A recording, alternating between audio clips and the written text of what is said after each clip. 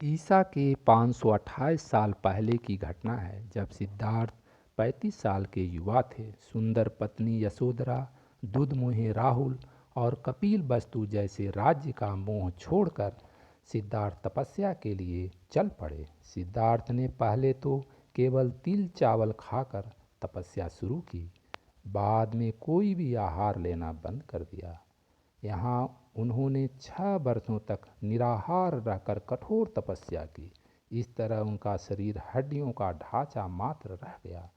कठोर निराहार तपस्या से भी सिद्धि प्राप्त न हुई तो गौतम बुद्ध ने विचार किया कि इससे तो मृत्यु प्राप्त हो सकती है, किंतु सिद्धि कदापि नहीं। एक दिन कुछ स्त्रियां नगर से लौट रही थी। उनका गीत सिद्धार्थ के कानों में पड़ा। बीना के तारों को ढीला मत छोड़ दो। ढीला छोड़ देने से उनका सुरीला स्वर नहीं निकलेगा, पर तारों को इतना कसो भी मत कि वे टूट जाएं। यह बात सिद्धार्थ को जच गई। अति अच्छी नहीं। किसी भी चीज की प्राप्ति के लिए मध्यम मार्ग ही ठीक होता है। इसी बीच शूद्र गवाले की कन्या सुजाता बट वृक्ष की मनौती मानी थी। वह सोने के थाल में गाय के दूध की खीर भरकर बरगद वृक्ष के निकट आई। वहाँ गौतम बैठे साधना कर रहे थे। सुजाता बड़े आदर से खीर भेंट की और कहा, जैसे मेरी मनोकामना पूरी हुई उसी तरह आपकी भी हो। खीर का भोग लगाकर जब गौतम का मन साधना में भली प्रकार रत न हुआ तो वे निरंजना फल्गु नदी के पास पीपल के वृक्ष के नीचे साधना में रत हो गए। साधना करते हुए उनका मन चंचल हो उठता था। उन्हें कभी अपने माता पिता, कभी पत्नी पुत्र, तो कभी राजमहल आकर्षित करने लगते, किंतु उन्होंने संयम न छोड़ा। मन पर विजय प्राप्त करके वे ध्यान की पहली अवस्था तक जा पहुँचे। अब भूत भविष्य सभी उनके सामने चलचित्र के समान प्रकट होने लगे थे। निरंतर 7 दिन और 7 रात्रि गौतम वृक्ष के नीचे ध्यान में बैठे थे। उस दिन बैसाख पूर्णिमा थी। रात्रि में चंद्रमा अपनी शीतल चांदनी से संसार को अमृत तुल्य शीतलता से जगमगा रहा था। चारों ओर नीरव सन्नाटे का साम्राज्य था। उस गहन शांति के बीच गौतम को अपने अंदर में एक अनूठा प्रकाश जगमगाता प्रतीत हुआ। अनुपम ज्ञान की ज्योति उनके अंतर मन को आलोकित करती प्रतीत हुई। तभी उन्हें शाश्वत सत्य के दर्शन हुए।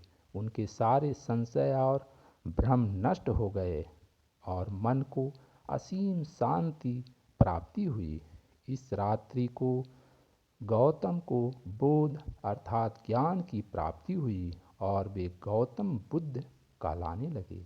जिस पीपल वृक्ष के नीचे गौतम को बोध की प्राप्ति हुई उसे बोधि वृक्ष कहा गया।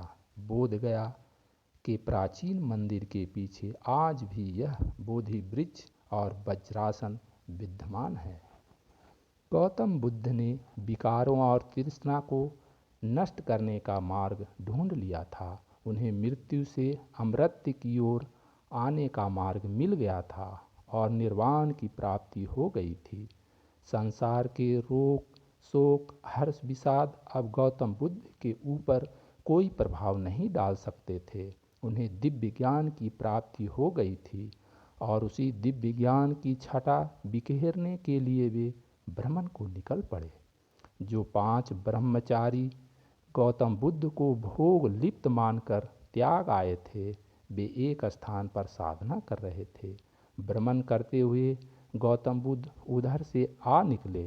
5 ब्रह्मचारियों ने गौतम बुद्ध की दिव्य मुख मुद्रा देखी तो चकित रह गए। वे समझ गए थे कि उन्हें बोध की प्राप्ति हो गई है। वे पांचों गौतम बुद्ध के चरणों पर गिर पड़े। बुद्ध ने उन्हें अपना शिष्य बना लिया और उन्हें उपदेश दिया। इस उपदेश में बुद्ध ने कहा, धर्मपरायण जीवन जीने के लिए मर्यादा का पालन करो। तृष्णा को त्याग दो और जाति पाति के भेदभाव को समाप्त करो तथा सभी से मृदुल मधुर व्यवहार करो। गौतम बुद्ध का यह उपदेश धर्म चक्र परिवर्तन कहा गया। बौद्ध धर्म सबके लिए खुला था, उसमें हर आदमी का स्वागत था। ब्राह्मण हो या चांडाल, पापी हो या पुण्यात्मा, गृहस्थ हो या ब्रह्मचारी, सबके लिए उनका दरवाज़ा खुला था। जात पात ऊंच नीच का कोई भेदभाव नहीं था। यह उपदेश अत्यंत सरल और स्वीकार्य था। इससे सामान्यतः सभी का भला होता था। अतः कुछ ही समय में बुद्ध के सैकड़ों शिष्य बन गए। इसके बाद उन्होंने संपूर्ण देश में धर्म प्रचार आरंभ कर दिया। उन्होंने अपने 60 प्रमुख शिष्यों को धर्म प्रचार के लिए चारों दिशाओं में भेज दिया। गौतम बुद्ध वर्ण भेद, रूढ़िवाद और यज्ञ के लिए की जाने वाली हिंसा के विरुद्ध थे। वे कहा करते थे, हिंसा मानवीय धर्म नहीं है।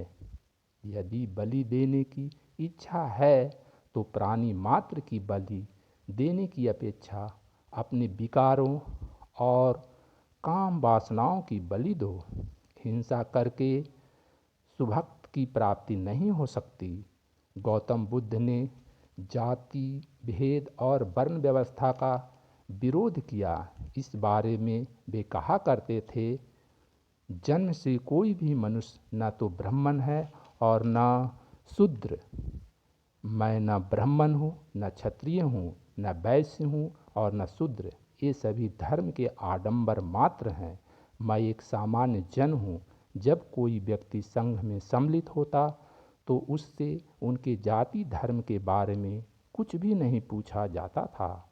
उससे केवल 3 बार निम्न उच्चारण कराया जाता था, बुद्धं शरणं गच्छामि। बुद्ध का मतलब जागृत एवं अनंत ज्ञानी मनुष्य जिसने खुद के प्रयासों से बुद्धत्व प्राप्त किया हो। धम्मं शरणं गच्छामि। बुद्ध की शिक्षाओं को धम्म कहते हैं। संपूर्ण बौद्ध धर्म धम्म पर आधारित है। संघं शरणं गच्छामि। बौद्ध धर्म में बौद्ध भिक्षुओं और बौद्ध उपासकों के संघटक को संघ कहते हैं। यह सूत्र उच्चारण करने पर श्रद्धालु को संघ में सम्मिलित कर लिया जाता था।